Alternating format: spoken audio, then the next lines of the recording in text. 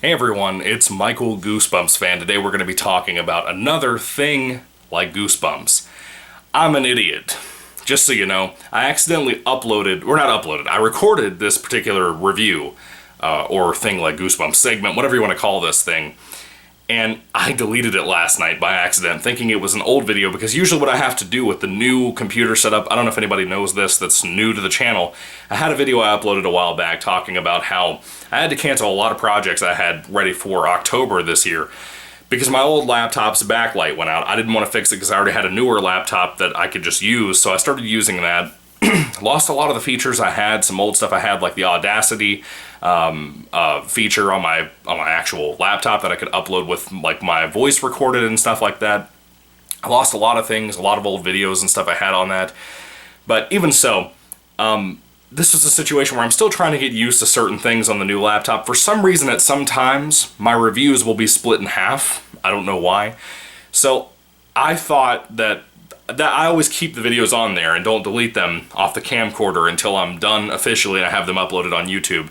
Just because I do a double check. Just in case something went wrong, I can try to re-upload it to the laptop from the camcorder that saves the videos.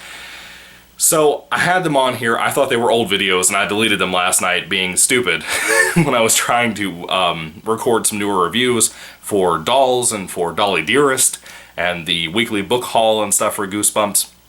So I just wanted to let you know I'm an idiot. But anyway, Tales of Halloween. What is this about?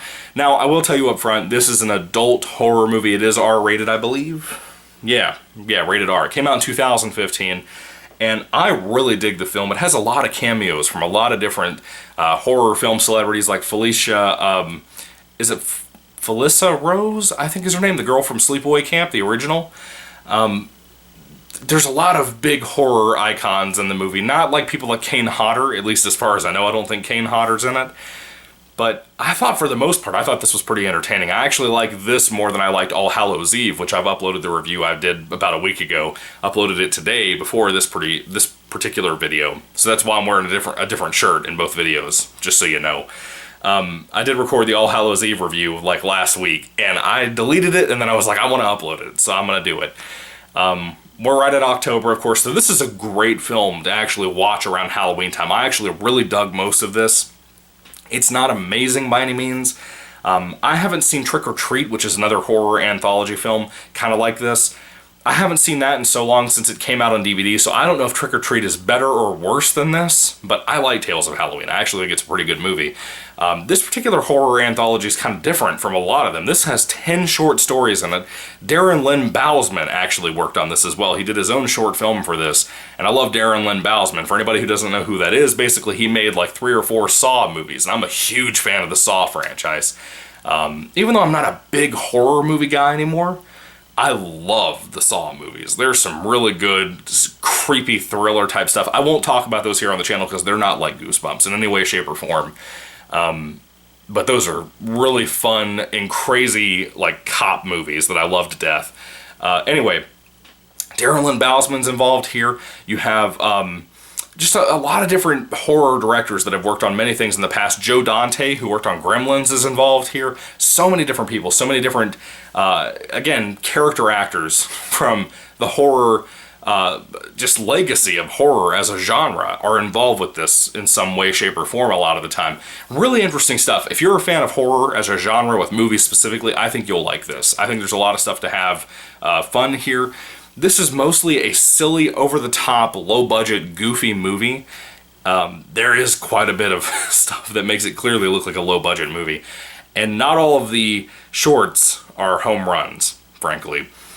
But there are some that I really, really enjoy. I would honestly rewatch the film every year just to see those segments, or at least rewatch those particular segments over and over again. The film is about an hour and a half long, so I would say these segments are close to 10 minutes long per each, but not always.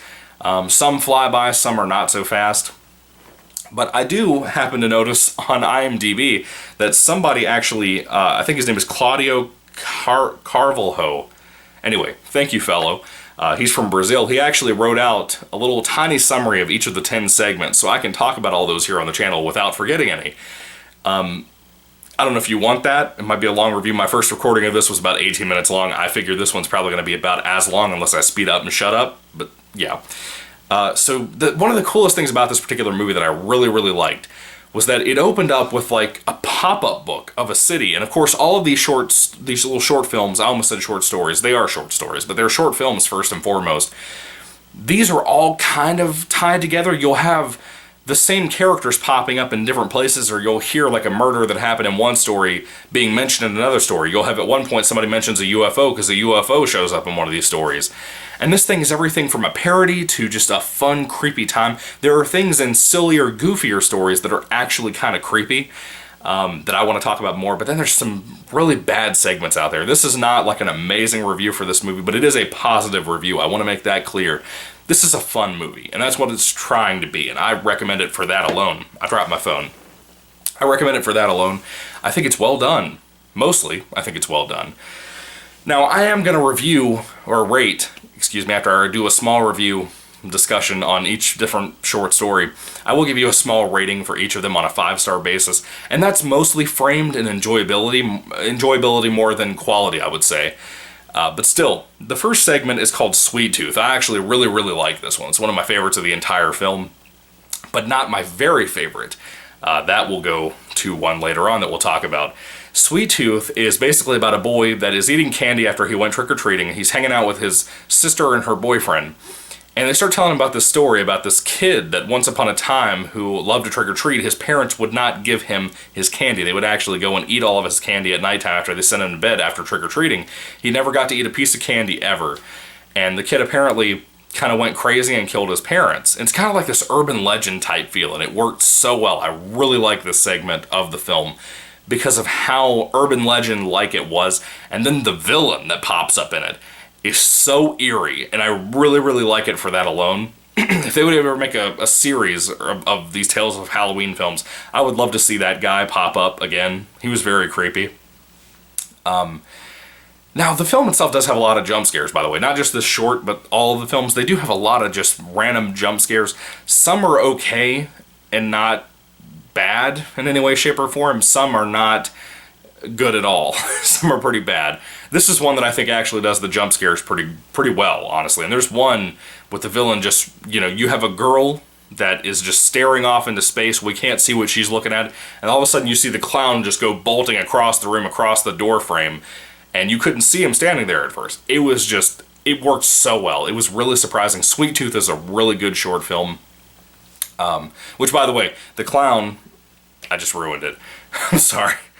The particular villain actually shows back up on Halloween night to attack these kids, the sister, the boyfriend, and the younger brother that they were telling the story to. And it's pretty eerie, and the ending is pretty surprising, honestly. I liked it a lot. It was a good short film. Anyway, if I had to rate Sweet Tooth on a 5-star basis, I would probably give this one a 4 out of 5. It was pretty good. The next one is The Night Billy Raised Hell. This one was actually pretty fun, too. Basically, there's a house in a neighborhood that is never really decorated for Halloween. This particular person doesn't celebrate this for whatever reason. It's a man that lives by himself. And a young boy is dared by his sister and her boyfriend, which are completely different cast kids. They basically dare the little boy to go up to the house and start doing some damage and TP the house tonight, right? With some toilet paper. And the little boy's dressed up as a devil. And he goes up there, and actually the man that owns the house comes to the door. He's very creepy, very perverted and weird. And essentially, this one's more of a comedy, and I believe this is the one that Darren Lynn Bousman actually made, and it was pretty decent for the most part, but it is weird. It's definitely not my favorite of the film, but it's good for the most part. It's nothing like Saw, but it's pretty decent. Essentially, the young boy is held captive by this creepy man, and he's told he's going to learn to do like the best pranks ever on Halloween night, and it gets utterly chaotic. I mean, utterly, insanely chaotic, to the point where they're committing crimes, they're doing these horrible, horrible things, this little boy and this grown man. And the plot twist at the end of the film, the short film, the segment, whatever, was really, really good. I really enjoyed it a lot. I think you will too, especially if you're a big Goosebumps fan, even though this is an adult-type movie, an R-rated film. I do not recommend this movie for kids by any means. There's no nudity in it, but there's a lot of gore. A lot of gore. But this particular short film, I liked a lot. I thought it had a lot going for it. I don't like it as much as Sweet Tooth, but I do like it. So, if I had to rate this particular short film on a 5-star basis, I would give this like a 3 out of 5. But it's kind of a high 3 out of 5, close to being a 4.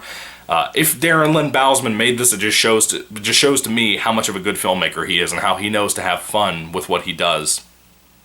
Anyway, the third film in here is called Trick, and I thought this was pretty good too.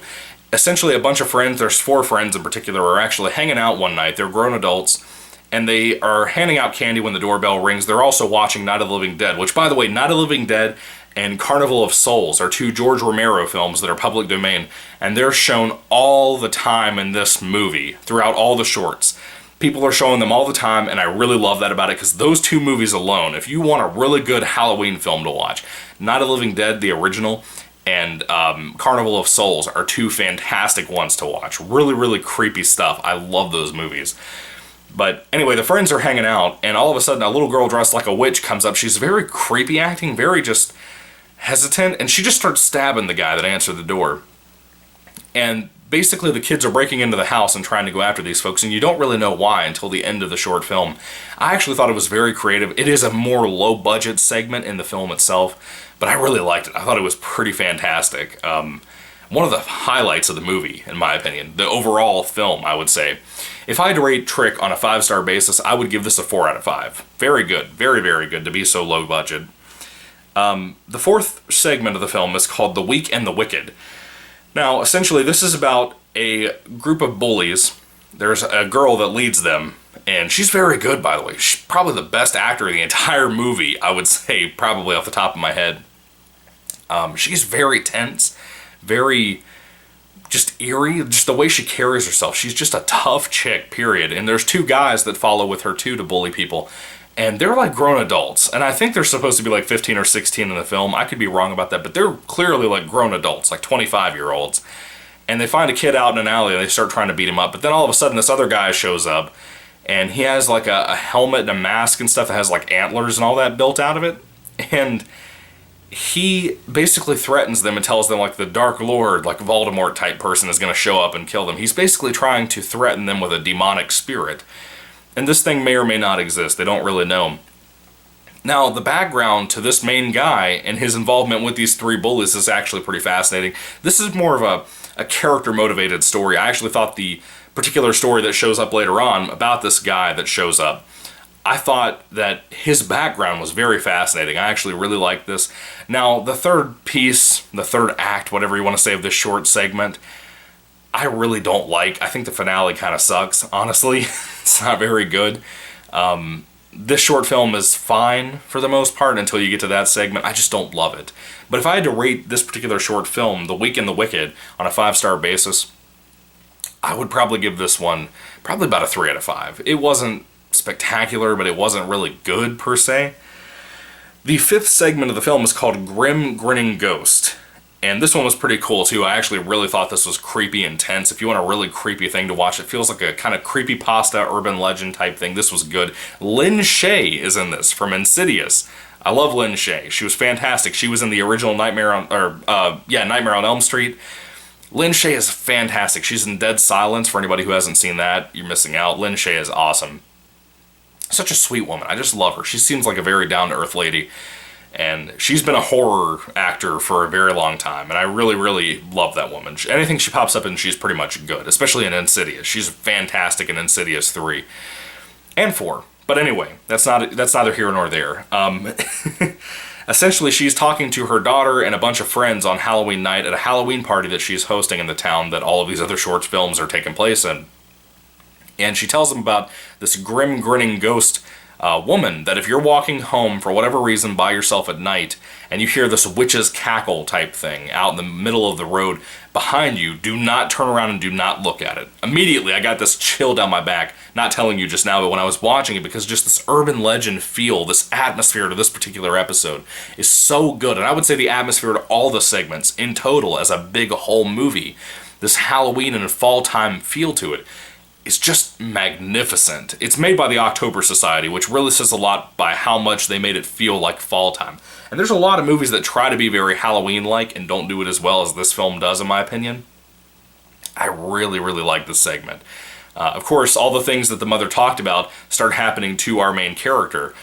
And the girl that plays the main character is actually pretty good too. She's kind of a scaredy cat, kind of like myself, so I could kind of relate to this whole idea of being trapped in this situation by this thing following you at night.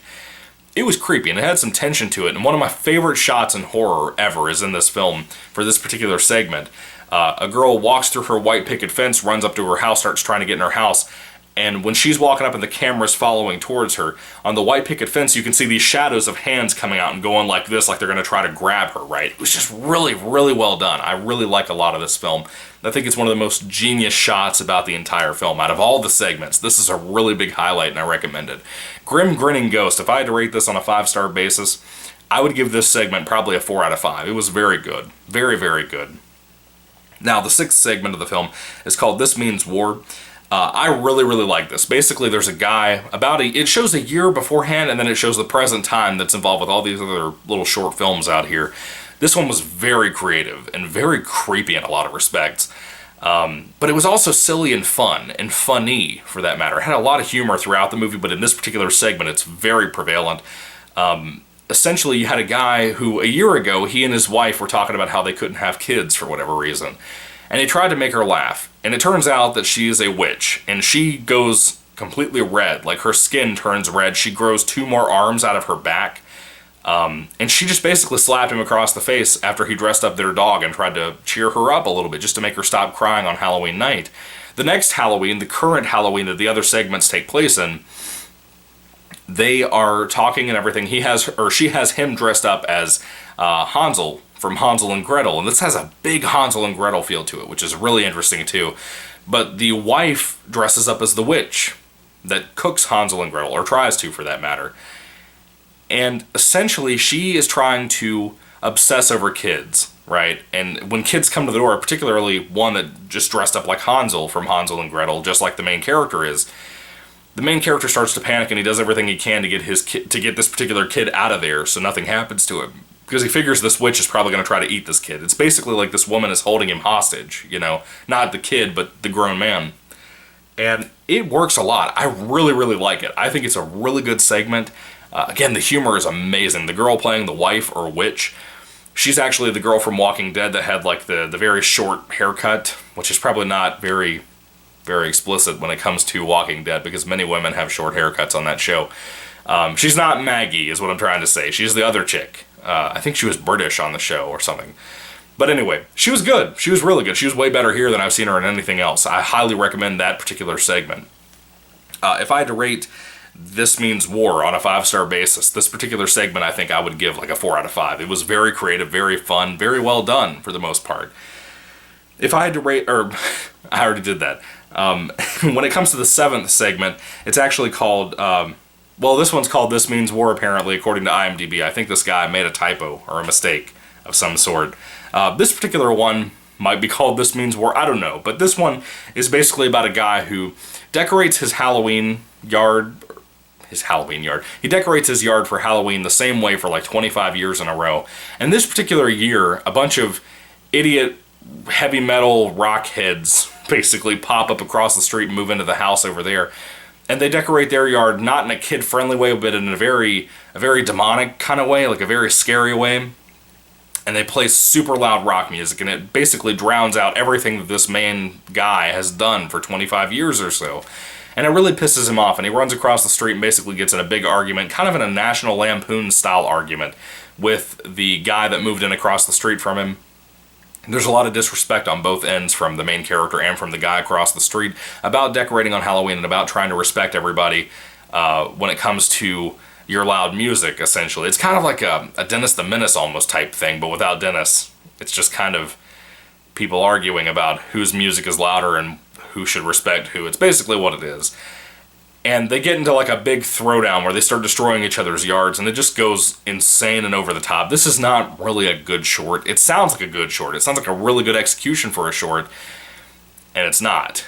It's very poorly executed. It's very bland. Everything you could possibly imagine happening in this short ends up happening. Any kind of twist that you could think of is going to happen here pretty much. Not like in the segment of, not in the idea of like supernatural stuff. This one's very just grounded in reality, but it's very goofy and it's not very good by any means. It's probably one of the worst of the episodes or segments or whatever. Not the worst, but it's one of the close to being the worst, I would say. It's not very good. It's not. And it kind of becomes like a silent film at one point. It's just playing music and guys gesturing and trying to argue with body language, and it kind of gets annoying. Again, it's not very good. If I had to rate this particular segment on a 5-star basis, whether it's called This Means War or whatever this one's called, I would probably give it, like, on a rating scale of 5 stars, I would give it like a 2 out of 5. It wasn't very good. You know, again, it's pretty close to being the worst, but it's not the worst for me. Now, the 8th segment of the film I really, really liked. It's called Friday the 31st, and you can probably immediately assume what it's trying to parody. Friday the 13th, Jason Voorhees movies. And this was absolutely fantastic. It's not amazing. It's very clearly very low budget. It looks like something that would be on YouTube from like a comedy channel like Shane Dawson or somebody. But it's fantastic, and I really like it. I had a great time watching it. It is a parody of Friday the 13th. Basically, a very hot woman dressed up as Dorothy from Wizard of Oz is running into a shack in the middle of nowhere being chased by a guy with a mask on. He's deformed, he's very huge and enormous, kind of hunchbacky, and he essentially looks a lot like Jason Voorhees, of course. And he breaks in, and he chases her out of the shack, and he kills her. And when she dies, this little alien pops up from a UFO that shows up out of nowhere. And the little alien is absolutely adorable. It's a stop-motion animation, and he just keeps saying "twick or tweet," and keeps holding up this little tiny pumpkin that you could maybe fit a Tootsie Roll in, right?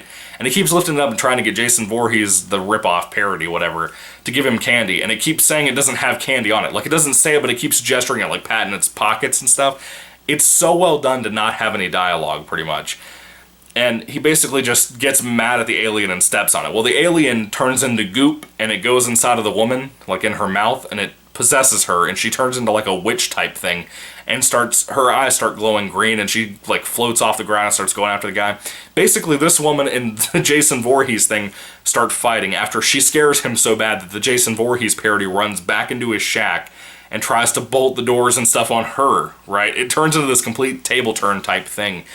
And it was so much fun. It was a really fun episode, and that little alien is so cute. I mean, he cracks me up. He's so adorable.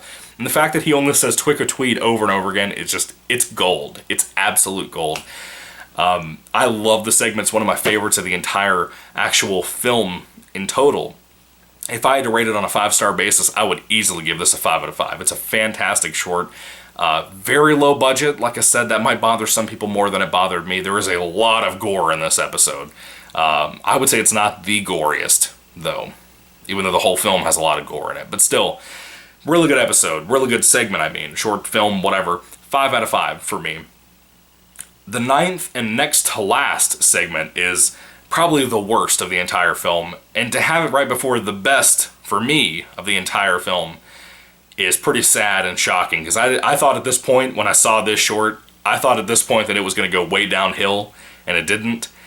Again, the next short is fantastic. This particular short is awful. This one's called The Ransom of Rusty Rex. It is the 9th segment of Tales of Halloween. Essentially, 2 guys kidnap a kid in a red hoodie that is the possible son of a very rich man, and they assume that they could get ransom off this guy. And when they kidnap this thing, they didn't take its mask off, and they didn't realize what it actually was. Basically, they call the guy that they think is the dad and start insulting him and telling him to give them the ransom money and stuff. He tells them something along the lines of, "You guys are so stupid, you have no idea what you've done to yourselves." Turns out this is not his son. This is some kind of little demon entity thing that will not leave. It's actually bothered that particular man for 5 years. It would not go away. And it would just do everything. It would destroy his house, it would beat him up and attack him and stuff. And if you didn't feed it, it would eventually feed itself, if you get my drift. And this segment sounds like it could be really good, and it's not, by any means. It sucks. It is so horrifically low budget. Like, it's the kind of low budget you would see at, like, Walmart. Like, those really cool poster-looking cover of movies, and then you flip the back over, and the picture of the actual film itself, the different pictures, are so blurry. You know, it's that kind of situation where this particular short sucks so bad. I hate it. Honestly, it's absolutely awful. I don't recommend this portion. But it was kind of cool how this one tied into other segments throughout the movie. You had actually seen the kid in the red hoodie going trick-or-treating at different doors and stuff earlier in the film at other segments, right? So I thought that was kind of cool. Again, I like the wraparound of that, how all of this stuff is happening in this one town. It's kind of neat. But this particular segment sucks. It's horrible, and again, it is the worst in my opinion. If I had to rate it on a 5-star basis, I would give it like a 1 out of 5. The humor doesn't work. The acting is okay from the two main guys, and the acting of the guy dressed up like the little demon red-hooded kid. There's not really a twist or anything. The finale is kind of stupid. Honestly, I don't like it. I'm glad that these segments are so short because the bad ones get out of the way fast and the good ones come in pretty prevalent, and they work great for the most part. Anyway, the last segment of the film I love to death. It is my personal favorite. It's called Bad Seed, and it's fantastic. Essentially, Bad Seed is about a guy who is in his kitchen, and I think he has either his wife or his fiance or whatever. She goes up to go to bed, and she gets dressed and stuff into a sexy outfit and comes downstairs. Now, before she went up, he was carving a pumpkin, right? And his pumpkin came to life, and he doesn't really know how.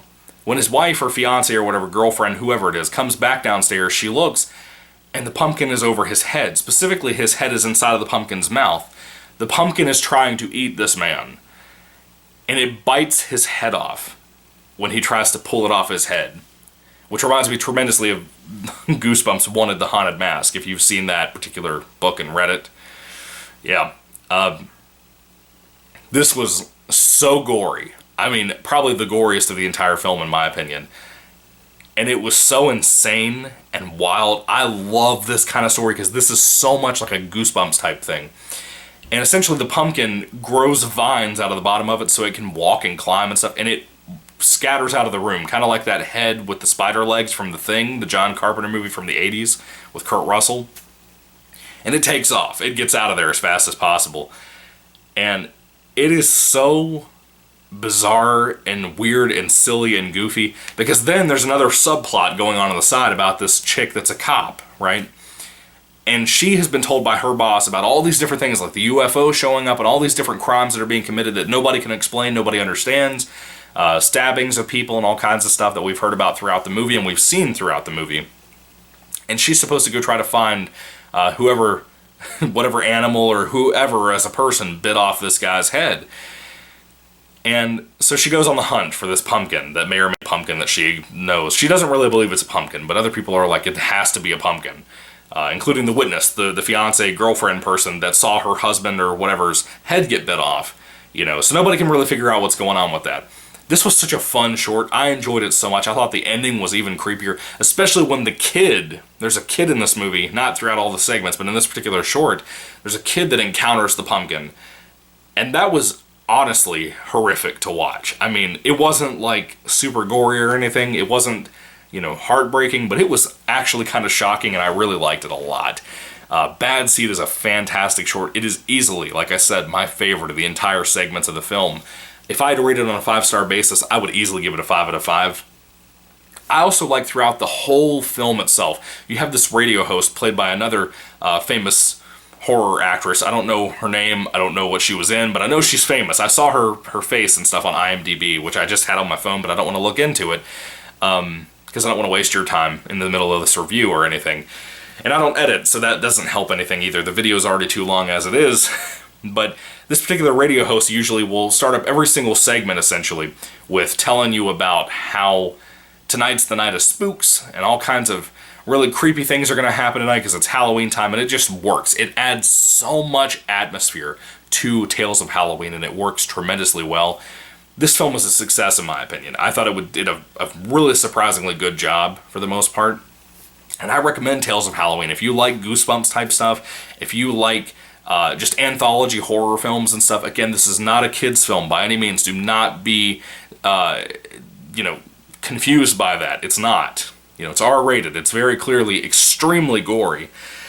And it was fun, though. It had a lot of fun segments in here. I really recommend it. I thought the wraparound that you usually get with films like this, it wasn't as clever as VHS. If you happen to have seen that horror anthology, which scares me to this day. I love VHS. It's a fantastic film. It wasn't as clever as that, but it was still good, if that makes any sense. If I had to rate Tales of Halloween on a full 5-star scale for everything in total as a movie, I would probably give it about a 3 out of 5 stars. But it's kind of close to being a 4, but it's not. This is definitely a positive review. For the most part, these segments are really, really well done. They are very low budget in nature. Again, kind of on that YouTube level of just amateur filmmakers. But these are not amateurs when you have Darren Lynn Bousman and people like that, Joe Dante and people involved. But anyway, I like the film a lot. I thought it was really solid. I recommend it easily, especially if you're a big Goosebumps fan. But what are your thoughts on Tales of Halloween if you happen to have seen it at some point? I'd love to hear your thoughts down in the comment section down below. Thank you guys so much for watching. I appreciate everybody's views on these things like Goosebumps segments on my channel. A lot of people don't watch these, but I always have some cool stuff I think to recommend and to talk about. Even if it's a bad review, I still like to talk about these things. But anyway, what are your thoughts? Put them down below. Thank you for watching. May the Lord Jesus Christ bless you guys today, and goodbye.